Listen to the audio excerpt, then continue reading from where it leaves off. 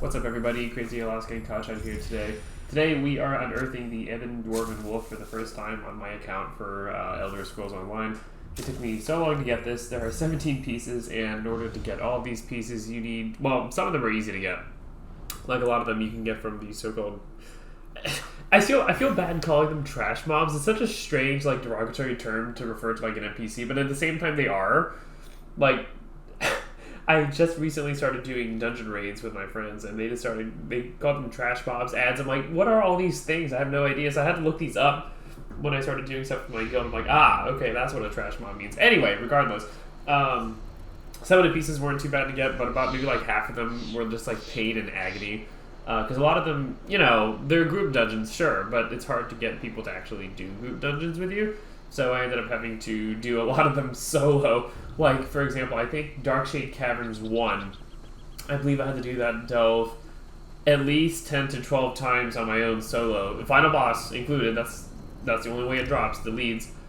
And it was hideous. So Darkshade Caverns, there's also, what was the other one? I can't remember. Oh, Volenfell. Not Vardenfell, Volenfell.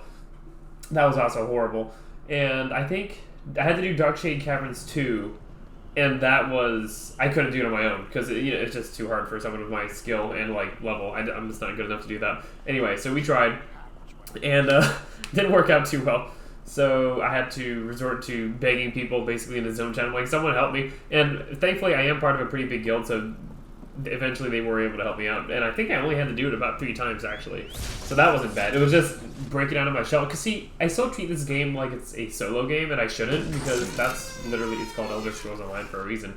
So I really need to learn to depend on people more. And I feel like since recording this, since the time of this recording, I have gotten better at asking guildmates for help, because I do participate in like the guild runs and all that stuff. And it's been fun to help the newer players too, because a lot of times they'll be asking for just basic advice. And basic advice, I can do that. I can do basic advice, but when it comes to more complicated things, no, I'm still very much a noob. But anyway, so I figured I would summon my Ebon Dwarven wolf right here, right where I started my journey in ESO, right at Balfoyan. It's got a pretty good shout. I like it. I was expecting it to be a little more fearsome. It was more of a squeak than I was expecting, but you know what? It looks sick, so I don't know. It was worth the grind, just looking at it. But yeah, this was pretty much just a quick update video. I just wanted to show you guys what I've been up to on ESO for the past...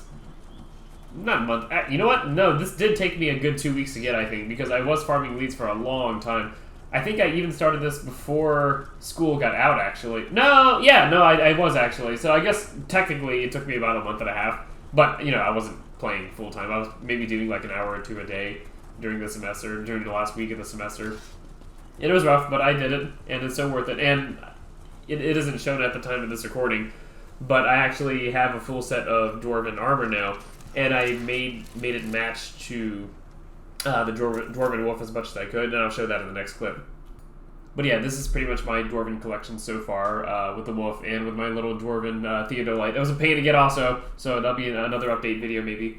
But yeah, I don't exactly have the precise color palette yet for the wolf and my armor yet, but I'm working on it. But it's really cool. I really like the aesthetic.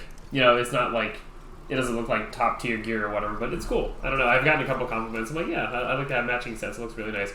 And I gave the mount to my companion too. I finally learned how the companion system works. I don't have to wander across Tamriel all by myself. But anyway, yeah, if any of you guys want to play ESO with me or something, let me know. Like I said, I'm part of a couple guilds, and it's fun. We just kind of hang out and stuff. So yeah, anyway, that's pretty much all for today, and stay frosty.